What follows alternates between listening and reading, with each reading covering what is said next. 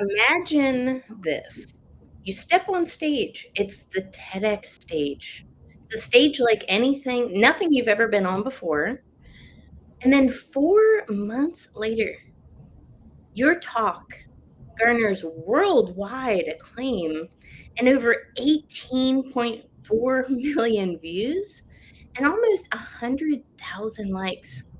It would change your life. But the goal of my next guest was to also change other people's lives, to start conversations and to start a narrative of what redemption really means. John Tarantino is that person. So he has become a viral TEDx speaker phenomenon. And John, I don't know if you knew this, maybe you did, but your talk is one of the top 15 of all time. Holy cow. Wow. I did not know that. Thank you. Wow. How does that feel, my friend? It's remarkable. It's astounding. It's humbling because, as you say, 4 months is a relatively short period of time. But what means the most to me about that is that people are getting something out of this talk. Um, Many, many, many comments, very positive comments. I believe in the talk's message, and it really means a lot to me that so many others do as well. Absolutely. And you have a very diverse background. You're a senior counsel, you're also a CEO, and now you've become a TEDx speaker. Why did you choose, of all the topics that you could have picked from, why redemption? Why was that something that was resonant to you and important to you? Well, two things. First, to be absolutely honest, it wasn't my first choice. It was Really? not my first choice of a topic. I had another topic, but because that other topic, at least mentioned in large part, someone that I later learned was going to be a sponsor of the TEDx event. TED does not allow you to do that. And Mm, so after I spent a fair amount of time working on that talk and talking about all the great things that a sponsor was doing, I was told, unfortunately, I could not use the talk. So I guess it was a blessing because I had to go back to the drawing board. And it was a period of time where I was engaged in a lot of self assessment. I had lost my wife of almost 45 years. I was feeling, or I had felt hopeless.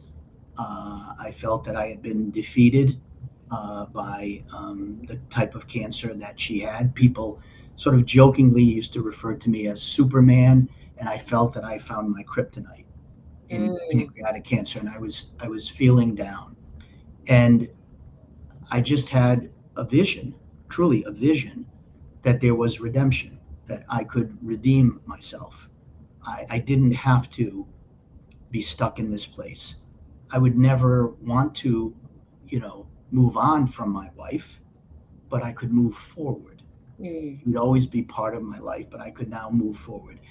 And I thought of my story, and I thought of another very close friend of mine who had demonstrated to me earlier, years earlier, that there was such a thing as redemption because he redeemed his his own self. He had gone through some very, very difficult times and was able to redeem himself. So thinking about those two things, and also wanting to find a way to get beyond my kryptonite and to become the person I used to be again, I focused on the topic of redemption. Talk about a happy accident. That was no accident. It I was no. feel very much a sense of maybe almost divine intervention there. That it's similar thing happened with me in my TED talk as well. I had all of this planned out, and then I had to change it, right? So, but I'm actually happier with the second version that I have now. So sometimes these roadblocks happen, but you know what? They force us to refine the process and make it even better. I'm pretty confident the first talk would not have garnered 18 plus million views. Wow, that is amazing. Well, the good news is you have another TED Talk in you, it sounds like. I actually will be delivering another TED Talk, not the one that I was planning earlier either, but I will be giving another TED Talk. The organizers of the TEDx Providence event have asked me to please come back.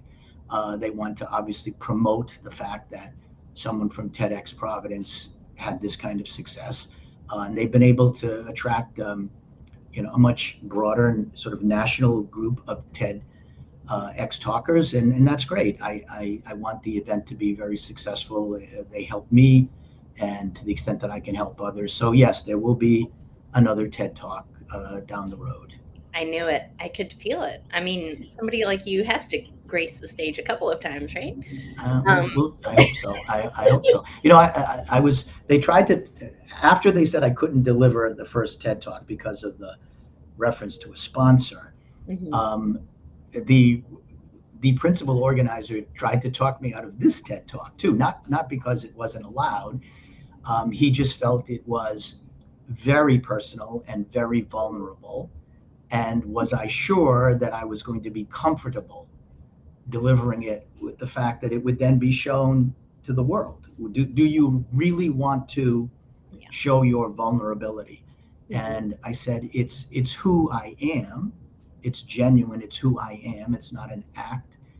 And I want the message to be out there. I cannot believe I'm the only person in this world who is feeling these feelings, who needs the hope, who needs the redemption. And if I can get that message out there and give others hope that we aren't frozen in this moment in time, we can move forward. There is such a thing as forgiveness and contrition and hope and redemption. If I could convince one person of that and change his or her life, it would be worth the talk. So yes, I'm not concerned that I'm being vulnerable on the stage. My talk's very personal as well.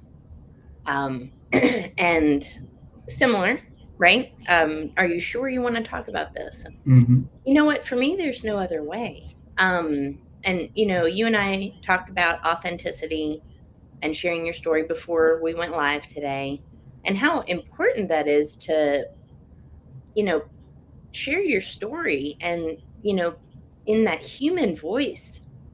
It's the glue that's going to connect you to that other person on the other end. And the thing about sharing your story that's so interesting, even if somebody else hasn't experienced that exact same thing, they can relate to it because it's a human perspective. And it's so powerful, John. Um, you know, you're a fan of the book, and I do appreciate that. Um, Terrific book, by the way. Here's a plug, and it's a free plug. If you have not read Tara's book, I urge you, really read it. As I told her before we went live, I love her voice in the book. I love her voice anyway, but I love her voice in the book. It is so genuine. I felt I knew her reading her book, and the more I actually got to know Tara, I was right. I did know her from reading the book. So if you want to know Tara, if you want to experience that beautiful voice that she has, and get a tremendous feeling that you can be confident, you can grasp your confidence, read her book. It's oh, excellent. thank you, John. I appreciate that. As a professional speaker, it requires a lot of confidence, doesn't it? It does. And it requires a lot of confidence to step on stage. That's part of the reason I wrote the book as well, because I was going through this journey of confidence. I wanted to help empower others to do the same. But there's a level of confidence that's required for a professional speaker anyway. There's a whole different level of confidence to speaking on the TED stage and telling your authentic story and being vulnerable. Walk us through a little bit, because you have experience as an attorney, right? You have experience in front of a lot of people. You have the experience of all eyes on you. But what level of confidence did it take for you to share that authenticity, that vulnerability, and to step up on stage with confidence? Did you require a different level of confidence? It was a different kind of confidence. Certainly, I've been an attorney for almost 43 years. Um, and, I was the president of my firm until, very recently when I became senior counsel. Mhm. Um, Tried many, many cases, more than 120, jury trials over the course of my career. So I was confident in, presenting a client's case. But there's a big difference between presenting someone else's case and talking as an advocate on behalf of someone else. There's a little bit, it's the client and I'm the one presenting the client's case. And I had great confidence in doing that. This was very different. This Mm. was me. This was telling a side of me that most people never knew and would never have known had I not delivered the talk, because they see me as a professional, as an attorney, as someone who's experienced as a litigator. All of those things are great skill sets, but to deliver a talk on stage before a live audience, um, and to tell that audience about really, really personal things that happened in these two stories, both of which I happen to play a significant role in, was unique and it was challenging. And I remember the morning that I was getting ready to give my TED talk, I looked in the mirror and I said, "John, you have it in you. You can do it." I generally don't have to do that when I'm going to give a closing argument or make an argument to an appellate court. I know I have it in me, but I had to convince myself, "John, you have it in you. Go and do it." They say the TEDx stage can give even the most seasoned speakers the nerves. And I'm sure backstage you may have helped some colleagues there get up the nerve to do their talks as well. But it does, it gives us nerves, right? And there's no reason for it. It's a stage just like any other stage, but we don't have a podium to hide behind, right? It's just you. And that can be intimidating for a lot of folks. While there's a lot of people out there that have these big aspirations of doing a TED Talk themselves, that fact kind of scares people off from it, even really smart, seasoned people. It's interesting, John. I see a lot of people out there that have this great potential to be on stage, share their stories, and impact lives, but they just lack the confidence, especially for TEDx.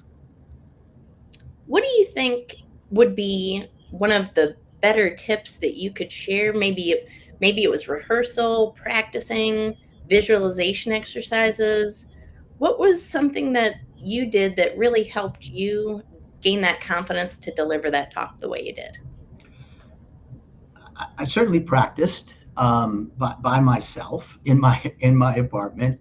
I practiced a lot, delivering my talk, and I changed it over the course of several weeks. Um, the other thing that was really helpful to me, and it led me to believe, first, I could do it, and second, that the talk was a good talk, was a worthy talk, was to deliver it, to another audience, a much smaller audience.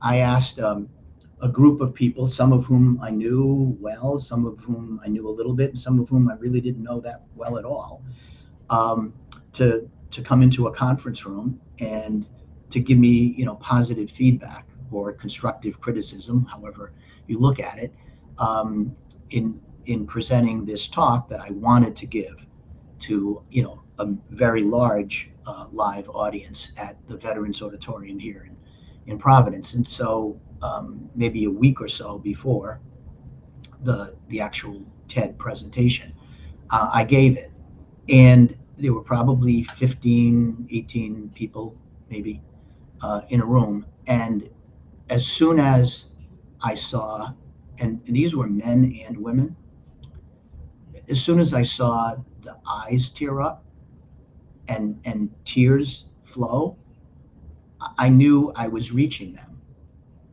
and I felt the message is getting there. It's important to them, and I had so many of them come up to me afterwards and hug me and say, "You don't know what I was going through. You don't know what I am going through." That talk I felt was being delivered to me.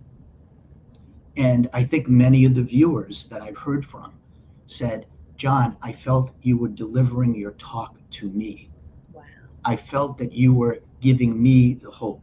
You were telling me I'm not frozen in this awful moment of time. I can go forward." And that has meant the world to me. Wow. The power of reaching someone. Again, this is what we talked about in the beginning. If we don't share this authentic story, we can't reach people. And, just like with writing the book, it was hard. It wasn't easy. There are parts I didn't want to share. There were times I cried while writing it, just like I cried during your TED Talk. The 5 times I watched it now. But if we didn't share, you and I wouldn't be able to connect on this deep human level like we have. You read my book, I watched your talk, and it's like we knew each other before we even knew each other. And that's the power of it. And this is why professional speaking is so important at reaching the masses. When you have a message that's impactful, that can change lives or save them, because I do believe your talk can actually save lives, then we have a duty to share that message with the world, with somebody that really needs it. Somebody like, just like what you said, who's going through their own redemption right now. Maybe it's feelings of guilt, right? Maybe it's something that they feel like is irreparable, right? And they hear your talk and all of a sudden they have hope. That's a powerful thing, John. It is, and I felt, and for a long time after my wife passed, that I had let her down. I Mm, had, yes. I always felt that I could do anything. Mm, Truly, I was a very successful lawyer. I was an athlete. I'm a martial artist. I felt I could do anything. I was afraid of nothing, mhm, and I exuded confidence in that respect. And then my wife was diagnosed with, a terrible, terrible disease at a point in time where it was already stage 4 and there was 0% chance that she was going to survive. And I felt that I had failed her, that mm, I had not been her protector. I was not able to keep her from passing. And as I thought about it, and we talked together as a couple before my wife passed, we decided we weren't going to allow that to happen. We were not going to allow her death to be that dividing line, and everything was going to be over once she was gone. We knew that she was going to pass to a better place, as I say, but the fight against this terrible disease was going to have to continue, and that, as I say in my talk, she fought every day of her life after she was diagnosed. And as you know, Tara, she refused when the oncologist said, "Do you want to know how long you have to live?" And my wife said, "No, I don't want to be cabined in any way. However long I have to live, that's up to God. If He gives me a day, a week, a month, a year, it's His choice. But I'm going to live every day that God gives me with grace, and I'm going to try to live my life to the fullest." And the remarkable thing is that after my wife and I decided that there were concrete things we could do, not to give up and to say we're going to do something, and as you know, and those who watch the talk know, we did two principal things. One, my wife had very substantial life insurance policies, and we decided that we would just donate the proceeds of those policies to cancer research. And then we had I live in an apartment now. Okay. It's fine. It's good for me. But we had a very big, beautiful home that we had lived in for 33 years. We raised our family. And we also decided that after her passing, it didn't make sense for me to continue to live there, and that we would do the same thing. We would donate the home, the proceeds from the home, to cancer research. So we felt we were doing something, and that was a lot. That was a lot of money, and that was great. But we felt it wasn't enough. I will tell you that since my wife's passing, and I never thought I would get 18 million plus views, nor did I believe I would ever raise 15 plus $1 million for cancer research. That is a lot of money. And the only way I was able to do it was because people listened to that talk. They listened to other talks that I've given, not TED Talks, but other presentations of how important it is to have this kind of research so that other people don't suffer the way my wife did.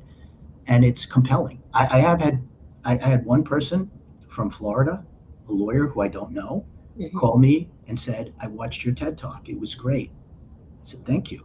And he said, I have pancreatic cancer, stage 4, just like your wife. Oh my He gosh. said, it's end stage. And he said, I want to donate to your foundation. I thought about establishing my own, but you've already established it. Why would I do it? It's exactly what I would want to do. And I said, that's really a nice thing. And he said, do you want to know how much I'm going to donate? And I said, no, you don't have to tell me. Whatever you give. He said, I'm giving you $250,000. This person doesn't know me at all. Just watch my TED Talk. He said, I'm going to give you $250,000. He did. And 3 days later, he died. So, again, a remarkable story. And there have been many stories like that, not of 250,000, but there have been many, many, many, many people who have donated and said, we want to help. They've had people in their family who had pancreatic cancer or died from pancreatic cancer, or they don't know anyone who has, but they are moved by the fact that this is a debilitating, horrible disease with no cure. And I'm going to make sure that everything that I can do in my life before God calls me, I just hope He lets me live long enough that I can see a cure, because then I will be able to die in peace. Wow. So much to unpack there. But you highlight on the importance of, again, when we make it not about us, when it's about something more, the hearts that we can reach. Absolutely, Tara. Absolutely. It is. It's about, many great speakers, have said when you give a talk, it's not about, you know, what you get from it, it's what you give. And I know you've said that many times, and I truly believe that. Um, I believe that I have something to give to the audience, and I believe that the audience can take something positive from my talks. And if I can do that and I can make things easier for people, give them some hope, not false hope, real hope, Yeah. not just be a cheerleader, but to give real hope, um, then that's worth much more than recognition or how many views you have or Yeah. how much money you make or any of those things. That makes me feel fulfilled as a person. Yes. It's turning that pain into purpose, is what I like to call it too. We've all gone through pain. Sometimes it's adversity, failures, obstacles, hardships, trauma, abuse, right? We've lost a loved one, someone dear to us. Maybe we've gone through something. But you find that pain and you have a choice. You can either stay in that pain and stay in that mindset and live there, or you can use that pain and transmute it into purpose to help other people.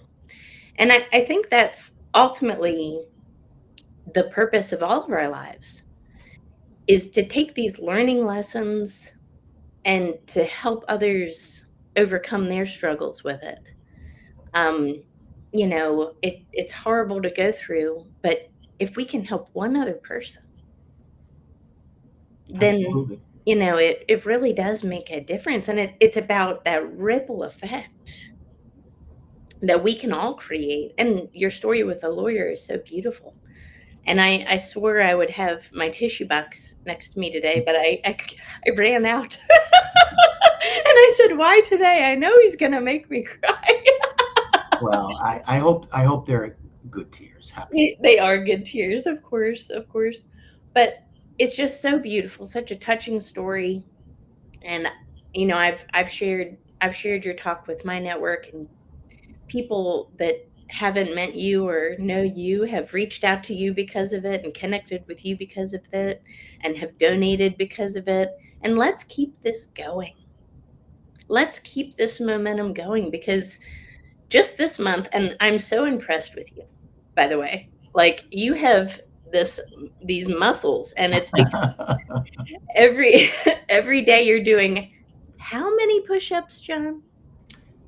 416. That's an odd number, I know, but my wife passed away on April 16th, 416, and so November is Pancreatic Cancer Awareness Month, and so I decided that I would do 416 push-ups a day to raise awareness for pancreatic treatment and research, and to honor my wife. So I've been doing 416 push-ups each day in the month of November. I only have one day left, and good, I only have one day left for the month of November because I'm not going to do any push-ups for a while after that.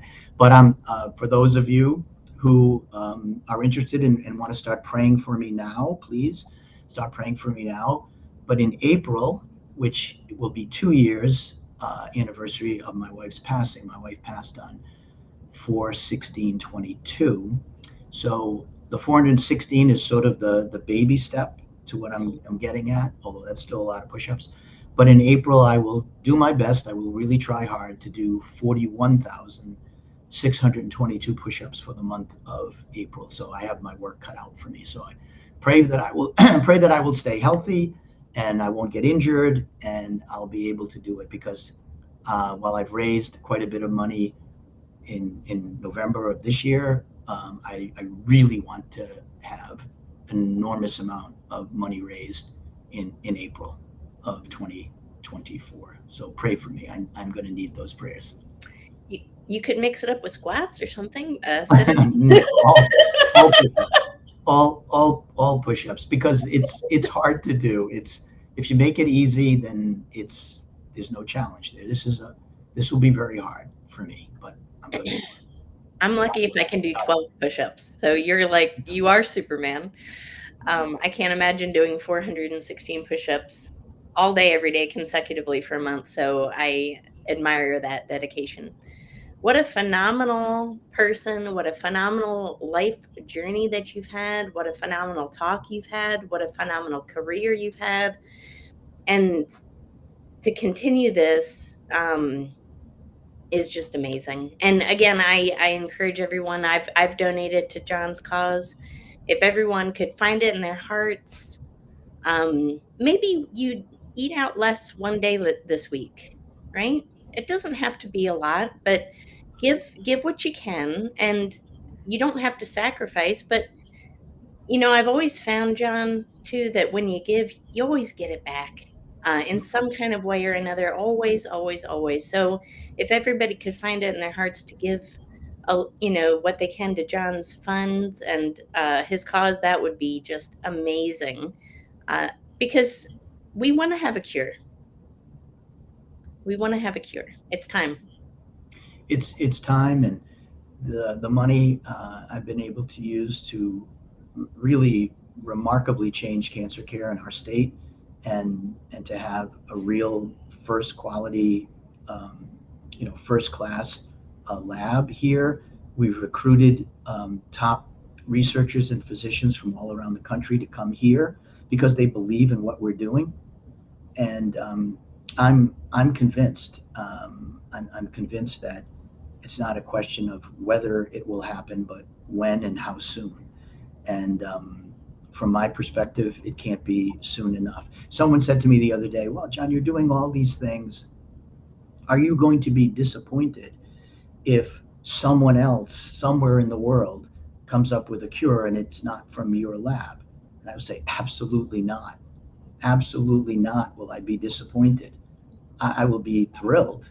I would be thrilled to wake up one day and find out that some cancer researcher or some oncologist or some scientist found a cure for this cancer, or any cancer really, but for this particular cancer.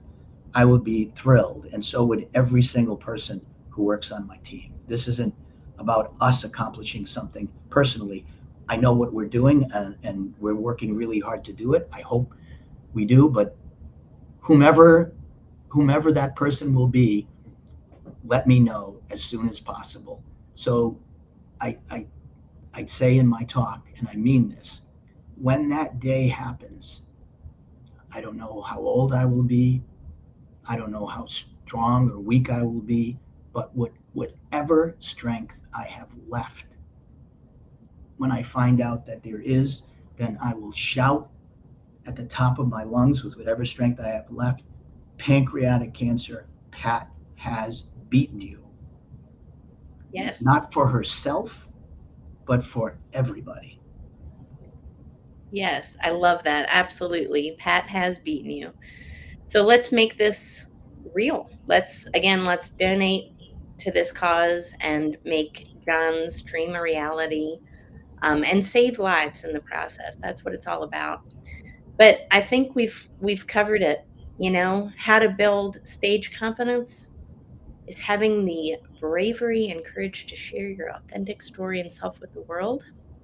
And if you can do that, you will reach the hearts of millions worldwide, and you could change the world. This is not something that I want to understate. You could literally change the world with your message. And for anybody out there that's listening who's maybe intimidated to do this, because I get messages every single day from aspiring speakers and professional speakers alike. Share your story, because if you could save one life from your story, you have a moral obligation to do it. So let's do it, and let's all become confident and share it with the world. But John, thank you so much for being an awesome guest on the show today. I'm so inspired and motivated by you. Any closing thoughts or last words that you have for us today? The last words that I would say is sort of to go back to what you just said, and that is, if you believe what you have to say has meaning, and if you believe in the message that you want to deliver, please deliver it. Don't be afraid to do it. Don't hide your talent. Don't bury your talent. Don't keep it away from others. That's not using the talents God gave you. He didn't give you the talents to hide them or to keep them away. Spread them. And so you have it in you, you believe in what your message is, please have the confidence to deliver it. Impactful. Thank you so much, John. And thank you so much for everyone who tuned into the show today. We will catch you on the next episode. Take care. Thank you, Tara. Thank you.